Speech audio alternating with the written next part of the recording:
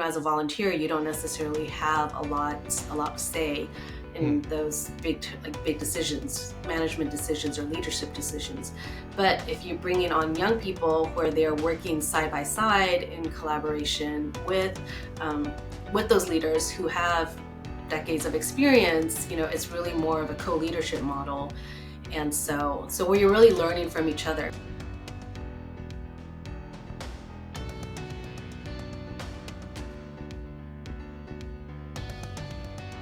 Hello and welcome to the Dragon Tree Podcast, the show where we talk to great communicators about how they do what they do. I'm your host, Chris Hobson, and today we're speaking with Karen Chen. Karen is Principal Consultant at Karen Chen Consulting, and she also serves as Program Manager at the Responsible Technology Youth Power Fund. Thank you for joining me today, Karen. Well, thank you, Chris, for having me. Excited to Absolutely. be here. Yeah, I'm very excited to talk to you. Well, today we'll be talking about responsible technology use and some innovative young people who are at the forefront of this movement. And I was wondering, to start off, could you please tell me about what the Responsible Technology Youth Power Fund is? So we're a fairly new initiative that was started towards the end of 2023. What it did was it's a pooled fund collective. Right now it's made up of 12 funders that are really interested and committed to responsible tech issues. And so what that means is, wanting to make sure that in this world, which is becoming increasingly interconnected digitally and through technology, that, there are safeguards and platform safeguards in place where digital technologies and platforms are responsibly managed, implemented, operationalized, ethical, inclusive.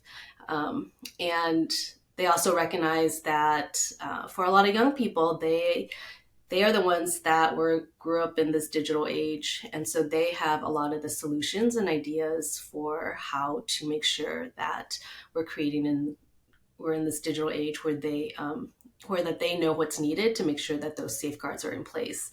And so, but oftentimes young people don't have a lot of resources. They have the ideas, but they just don't have the funds to do it. And so they wanted to create a space to be able to give funding and resources and support to youth-led solutions. What's so interesting to me about this is that, in this, when you think about developing a vision for the future of responsible technology use, like kind of what your group is doing, it's usually adults who are coming up with these ideas. So it's so novel that you're kind of shifting the power to the youth. It's so interesting.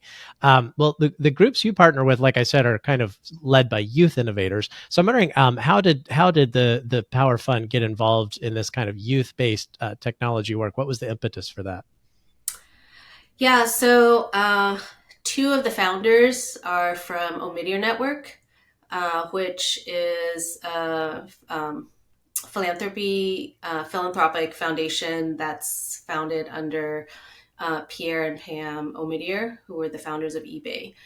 And they have their own program. It's called, correct me if I'm wrong, it's something along the lines of like digital natives. So they were the one, recognizing that Gen X population now, they are considered digital natives. They were the ones that were born with technology in place. And so they, and part of it is they were trying to strategize and think through and think about how to get more of these youth-led solutions to funded, and they knew that there were some other philanthropists that were interested in this space as well, and they were trying to use that idea that if you can bring together a group of funders, it was a low risk proposition for them to be able to invest into this fund and to do these grants. And so, one is like low risk in terms of the amount of investment into the fund itself. And then two, the grants are fairly small because these are, again, also youth-led organizations that aren't necessarily with long extended track records, who have a huge budget. And so sometimes they just have an idea that they need to get funding to get off the ground. And so not quite initial like true startup. There's a little bit more proof of concept, but but they obviously need some seed money type to be able to really start implementing and trying to scale their ideas. Yeah, and that brings up an interesting point about venture capital or investing in seed money and things like that. Because just looking and doing a little bit of research about the Power Fund, there are a lot of great ideas out there, and especially the ones that have secured funding. But some of them seem like they're for the betterment of society and not so much like trying to turn a profit. Am I right in that, or am I thinking about that the wrong way? Well, I mean, for like nonprofits, right? It's all about for the uh, creating organizations to do work that's they're mission driven, and they're really about improving their community, improving the world in a way. And so, yeah, and I think especially for now, a lot of young people right now, as they are. And when we talk about young, we're talking about from high school age to um, early to mid 20s, maybe late 20s as well. But yeah, I mean, I think they've seen a world right now that has been changing so drastically. There's so many different issues that are going on, and they have ideas for what they want to do. And I think for any of the nonprofit organizations, at the end of the goal is, yeah, we're looking to support organizations. Sorry, yeah, for nonprofits, their mission is to help their community in some way, and yeah, it's really not about the bottom line. So it's like more like return on mission than return on investment. I mean, because I know we'll talk about the kind of 501c3 nature of a lot of the organizations that apply for funding. I think that's especially in this world where we're kind of on a collision course with AI dominance. I think that this is very well timed. So as a point of clarification, you just talked about kind of the age range and the kind of youth, the power shifting to the youth. So in addition to people, and you said kind of late 20s, early to late 20s is kind of the top end. The fund also collaborates with intergenerationally led organizations. So what does that mean? What is an intergenerationally led organization? Yeah, so intergenerational, or we call them sometimes for short IG, organization means that the organization is co-led between a young person and someone who's older, and Oh, so okay. so it's not just like young people. I think sometimes also more established organizations have great mission and have great ideas too. And part of it, what is like we realize is like it's not just youth led organizations that have great ideas. And I think as you're talking to the point of um, giving power to young people, it's also about having them get a seat in not just their own organizations, but also more well established organizations. And and but even beyond that, it's also more than just having a seat at the table. It's having a substantive decision making uh, power in terms of being able to really drive the strategy of the work in not just youth led organizations, but also more established organizations as well.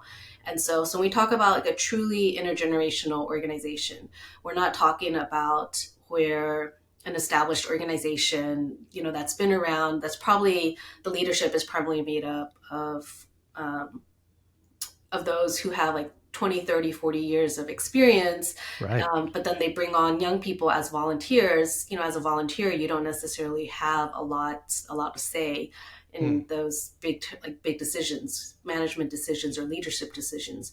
But if you're bringing on young people where they're working side by side in collaboration with those leaders who have decades of experience, it's really more of a co-leadership model. And so where you're really learning from each other. Hmm. Right. Yeah. And for anyone watching right now who might be a young person or knows somebody who's young who's kind of working in this space, what is the balance of is it the organizations that you all fund, is it mostly organizations that are already in existence and they just kind of need support, or is it like somebody has an idea and they just need the funding to even get started, or is it kind of a mix? Uh, so it's not a completely new idea where it hasn't been tested as well. Ah, okay. So I think we do. Yeah, I think some of the funders that we have, they do support that, really the idea. I think with seed money of like less than $10,000 to do this, the grants that we give out are closer to, on the smallest is 50,000, and then to the highest it's like close to almost 175,000, or it's no 150 or so. So that's a good chunk of change there for a For year. sure. So you need to have at least some, yeah, a little bit more than an idea. It's something that's been around, but it doesn't necessarily have to have been around for more than a few years or so. So Gotcha. All right, good. And is it fairly objective? Is it like, are there pretty is there like an infrastructure for like it has to be sort of kind of at a certain point, or is it kind of like, is every case examined on its own merits? no, every proposal is examined on its own merit. We Okay. have a standard RFP process that's released at the same time, and everyone has 1 month to submit their proposal idea. And then we go through a vetting process. The Youth Power Fund is also, we have a steering committee, which is made up of members of funders. And then what's also really unique about the Youth Power Fund this year is one of the big things that we took away last year was, again, sort of our own thing is like making sure that young people have a voice in major decision making opportunities. And so we wanted them to be involved in the direction of the Youth Power Fund. So we selected five young leader advisors who were one of our first time grantees that got selected to sit on the board with the steering committee. And so they are making decisions alongside our steering committee members, the other steering committee funders, on which grantees are going to get selected, what activities we're going to be doing for the year, what are the priorities for the fund. And so it's been really great. I mean, they bring such a unique set perspective and voice to the issue, and I think it's really helped to solidify the importance of the fund. So Yeah, that wouldn't make any sense if you didn't have a youth on the steering committee. Just like somebody that just at least lend their voice to that. It sounds like you're putting your money where your mouth is, and so to speak, with that. yeah. Um, But yeah, these and are very rare, though.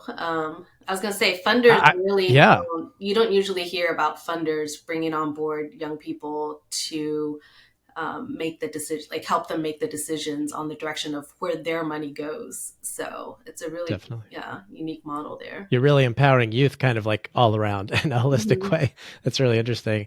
Yeah. Yeah, it seems like the Power Youth Fund has really focused in on three areas of focus, and there might be other, as you say, every project is judged on its own merits. So I don't know that it's limited to these three areas, but it seems like the three areas you all really focus in on are artificial intelligence, mental health and well being, and climate change. So I was wondering if you could just speak for a moment on those three topics and why the Power Fund really has kind of laser focused on them. Yeah, so the first year, there was a huge interest in the intersection of technology, like particularly social media and online harm on youth mental health. Um, and so, I think a lot of it is, again, our whole notion is that, I think, um, again, because technology is such a big part of our lives, and so there's going to be so many, for us as users, and also for young people as users, making sure that, I think we trust, when we get onto a platform, that it's done sort of in our best interest, right? But if we're finding out that companies, they're really more concerned about the bottom line, or Mm. they don't have necessarily safeguards in place that's going to protect them, because we do know that a lot of people do use to get a lot of great information online that wasn't accessible before we had technology. And so, and a lot of the, and there's a lot of us that we're seeing of the online harm that is had on youth mental well-being. And so that was a big focus last year. But one of our funders, Hope Lab, they've been doing a lot of research really talking to a lot of young people to find out what are the biggest issues that are affecting them and that they're most concerned about. And so besides mental health, the other big one was around climate change. And so, we're trying to, for the next generation, trying to making sure that the next generation is going to be able to live in a place that is just as beautiful, just as offer them what they can as they are, for the previous generations. And so, as we're seeing now, major um, climate incidents happening all over, and how it's having such a detrimental effect, knowing that was part of it. And then the other one is obviously with OpenAI and this AI explosion over the last year. I think it's just moving technology at a much faster pace than most of us were prepared for. And so then that was the other thing, is like, okay, we have all this now. How do we make sure that, I think AI is going to be part of us now, or it has been for a while. It just hasn't been brought to the public's attention. But because it's going to be so much more ever, omnipresent in our lives, how do we make sure that it's done in a way that's ethical and people are informed about what it can and can't do, and how can it be done in a way that's ethical and responsible? Well, let's turn now to the grantees. You mainly work with 501c3 organizations, like we talked about before, and I'm wondering, can you just to illustrate for the audience, who these groups are and these organizations? Are there one or two that really stick out to you that are kind of exemplifying the ideas of, like what you were just talking about, like kind of mitigating harm, protecting the environment, things like that? Are there one or two that you partner with that kind of leap to mind? So we have one organization that's called Half the Story. The founder, um, Lars May, she's been working at doing this work for over 10 years now. Oh, And I think part of it was she saw that, being on social media, how it can really suck you in and bring you down into sort of a rabbit hole around that. And I think she, once she recognized it and figured it out, for her mission has been about educating young people, bringing it to the public's attention, or like just to knowing how, you know, you're not going to get away. I think as parents also, we know that you're not going to get away from from teens and young people wanting to engage in social media. But how can you be more aware about your interactions with social media, how much you're using it, what kind of own parameters that you're setting to do that. And so she's really focused on educating young people. So she's been really successful in starting to teaming up, providing. They have an academy that they provide fellowships to teens and to college age students who are really interested in this issue, and figuring out how to bring it to their own schools. And then she's also recently now have a partnership with Discovery Education to then bring it to the masses across all these different schools across the US. Another organization we have supported, she's actually a young filmmaker doing a documentary. It's called Our Subscription to Addiction. And so she has been interviewing, is also her own story about her relationship with social media. But then she's also been videotaping and video footage of youth, young people who've been engaged in the movement, trying to bring about changes at the state level and federal level through legislation. And so she's close to finishing her documentary. It's called Our Subscription to Addiction, and so she's doing that. Then we've also supported some organizations which are youth-led coalitions, which are really doing a lot of work really on the policy and advocacy, really trying. They've become now some of Design It For Us, Young People's Alliance. They become experts now. They've been brought in to testify on the Hill. They oh, have wow. been helped to draft legislation. They've for congressional staff, and so they've become really leaders in that area. I think from the climate change, we have this is one of our newer grantees. They're called Trouble and Co. And so they are their work is really around GIS, geospatial mapping, and they are about how to use data to help understand what are some of the climate issues and how it's affecting them. And so they've been really supporting a lot of underserved communities or communities that have been the hardest impacted by climate change, and teaching them how to use data in a way to showcase like what are the environmental implications or what has been the environmental impact of different climate disasters in their neighborhoods. And so they've been, yeah, it's been pretty impressive to see like the work that the students that they've supported have been helping. Well, So thank you for kind of delving into some of them, because if you go to the website, which we'll provide a link to the website to the Power Fund in our show notes, you'll see a range of what's going on, and everything Karen talked about and more. And they even have a really good video on there that kind of walks through the process. So I'd really encourage people to go and dig a little further onto the website. And all of the backdrop of all of this, I feel like, is something called the responsible technology movement. I know that that's something that the fund really supports. So I'm wondering if you could, just to give us more context, I know just from the research I've done, the movement focuses on fostering a more inclusive and equitable technology ecosystem, kind of along the lines of what we've been talking about. But, how does the fund see that movement, and how does it kind of place itself within that movement? yeah, so I think part of it is, I think like part of it is like you want to give young people agency to be able to share, to be able to say this is working for us, this is not. We have ideas in terms of like how to create, um, live in a digital age where things are going to be done that we think is going to safeguard our rights, going to protect us.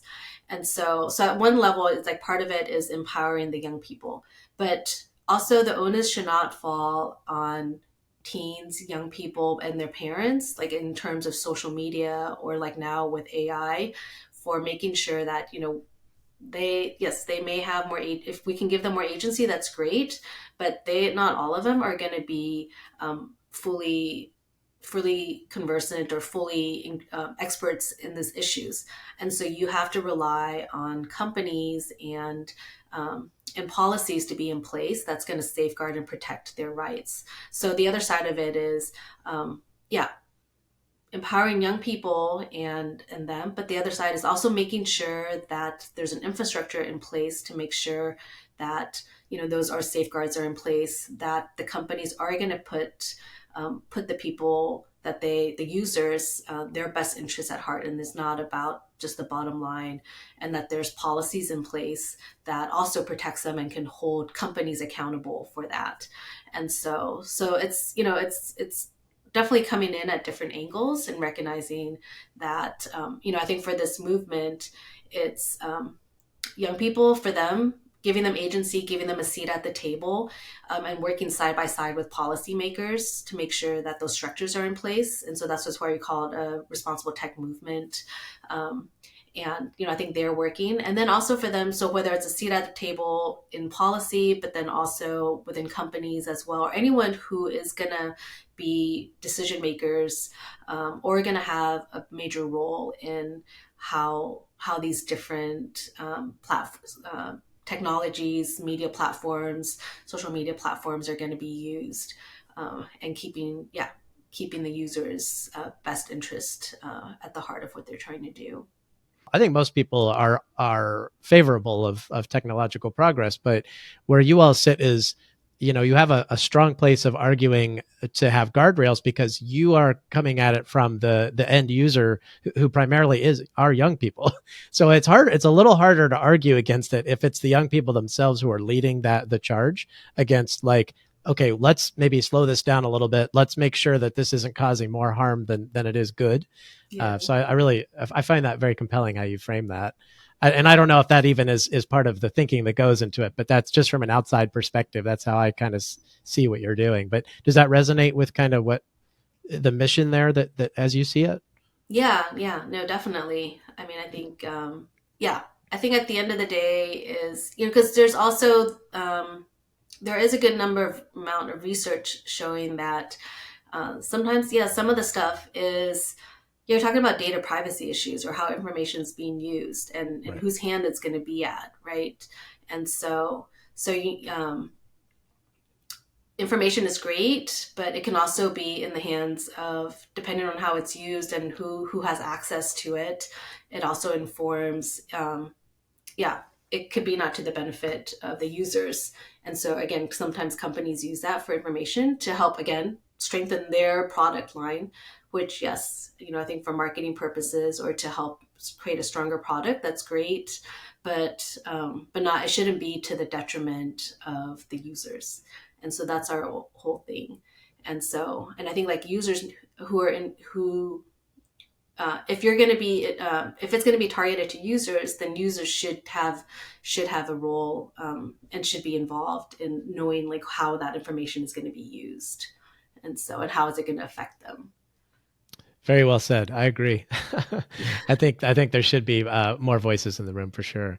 Well, speaking of more voices, you've already secured financing for one cohort of 26 responsible technology organizations and programs. So they're all, like you said, coming at it from different angles, and they have different voices in it. And now you're focused on funding a second cohort. And I did see a really I mentioned your videos earlier. I saw there's one actually really interesting video where Prince Harry and Meghan, the Duchess of Sussex, through their Archewell Foundation, have worked with you all to secure funding. So I was wondering if you could talk about, like the Archewell Foundation, talk about some of the institutions behind the financing and how you work with them to further your mission. And yeah, I guess, it'd be interesting to hear about it from like a communication standpoint, because that's kind of the one theme of this podcast is talking to kind of great communicators. And I imagine there's a lot of coordination that has to go on in communicating. So I was wondering, could you talk about the institutions and kind of how you work with them? Yeah. So I think so. The funding last year, we had 26 grantees, and now we actually just funded another 20 organizations. Or they're not. Some of them are from the first year, and they've come back, Oh, or we've given them renewal funding. And we have right now 12 funders. Several of them, a good majority of them, had funded the first round, and so they came back and they're funding this year. And yeah, so I think a lot of it, like I said, it was initially a brainchild through those that were working at the Omidyar Network. And what they did was they reached out to several other funders who were maybe tangentially, I think like adjacent, working in the response. Some were working directly in the responsible tech space, but then a lot of other organizations were not necessarily working in the responsible tech space, but they were interested in working in this space or the intersection of youth and responsible tech. And so some of the other funders, and so this is why Archewell Foundation is really interested, because they do a lot of work around youth mental health issues, um, and and then Pivotal, which is through Melinda Gates Foundation, or Melinda Gates. They have been involved in as well. Some of our other bigger, or I mean, and I wouldn't say bigger, but like some of our other funders, you can see it on our website as well. We have Arthur Blank Foundation, right. who's the founder of Home Depot. They also do a lot of. They are also really invested in supporting youth mental health issues as well. Um, Susan Crown Exchange, which is based out of Chicago, they also do a lot of work in this area. Hope Lab, and then we've had like some Pinterest is one of our funders as well. And so we have, it's quite a range of organizations. And then, like I said, I think some of them serve on the steering committee. So those that are really interested in the direction of the fund itself, they serve on the steering committee. And but all the funders actually are quite committed to the work, and so it's been great to have their involvement in the organize with the initiative. So Yeah, it's fascinating to me how you've got all these really heavy hitters who are institutions who are funding these things, and like you said, some of which are represented on the steering committee. And we could do a whole separate podcast about how that, how you work, how that works, how you come to a consensus, how you communicate, different communication styles and things like that. But maybe we'll have to have you come back and explain how all that works, because to me, that's really behind the scenes fascinating stuff. Well, as a last question, Karen, what is the future as you see it of the Youth Power Fund? Um, I think we're definitely around for a while. The fund started as sort of a pilot test case because this was the very first time that there was a pooled fund interested in addressing youth-led solutions around responsible tech. We had I think over 200 applicants that applied the first round. And so to tell you, like, there's so many ideas that are out there and they don't have the funding for this. We got a similar number of applicants in our second round as well. And so, it's not possible for us to fund every youth-led solution out there. And so there's such a need for it. And so I think the issue is just, trying to figure out, I think for us, because it's also a relatively new institution, and I've been really working closely with the steering committee and trying to set up a structure in place so that we can try to make it something that's sustainable, and we'll kind of see where it goes. But there is definitely interest to continue it. I can't say more beyond that because we're still kind of figuring that out right now, and so. But I think we're really happy with the direction of where this is going. And again, I think the biggest thing is, I think this year bringing in having the young leader advisors serving on the steering committee, that was also sort of a test case for us as well to do this, because it's not very common to do that. And we weren't sure exactly how we were going to do it and make it work. And it worked out amazing. They have brought the perspectives that they bring to our steering committee meetings, and I think really helping to guide the direction of the fund has been so refreshing in some ways, but so needed. And so and it just also validated a lot for why it's so important to have their voices there, and then creating those opportunities. And I think it's been mutually beneficial for everybody involved. So but we're still kind of navigating, learning it, and we'll see what happens. Yeah. Yeah, I mean that's to me, at my age, somebody coming in and, hey, I've got this new idea. I'm going to be on a steering committee with like somebody from the Arthur Blank Foundation or somebody from Archewell. And, if you come in cold, there's, you could see a world where that would be intimidating. But I wonder if, the fact that they're younger and maybe that's to their advantage. Maybe that's their superpower, is that they don't have that baggage of knowing so much about all of these institutions that we all have heard about for decades. So again, we'll have to have like a behind the scenes episode where we delve into how you navigate that, because how do they assert themselves as the youth kind of voice on the steering committee? How do they assert themselves among a group of kind of people who do this every day, probably, so very interesting stuff. Yeah. Well, yeah. Yeah, it's a learning experience, I'm sure. Like you said, you're and what's so great also, and I will just one last time direct people to your website. I'll put a link to it, is that if anyone's interested in even exploring it or taking the next step of applying on the website, I will say it's very well laid out how to do that. It's a step-by-step process. You've made it very user-friendly. So I just want to one more time recommend people go to your website. And aside from going to your website, Karen, thank you so much for being here today. This is so enlightening. Aside from going to the website and doing this, if somebody wants to continue the important conversation with you or any other representatives, what's the best way to connect with you all? You can find me on LinkedIn. I think just Karen Chen Consulting, you should find it. My name's on there. And then, you can also email me. My email's Karen@KarenChenConsulting.com. And so pretty straightforward. Okay. Yeah. Great. Well, thanks for making yourself so available. I do encourage people to reach out. This is a really great opportunity. Well, thank you again, Karen. Really appreciate you coming today. Thanks for inviting me. Always taking up the opportunity to talk about our fun. So Thank you so much. Have a good one. you too.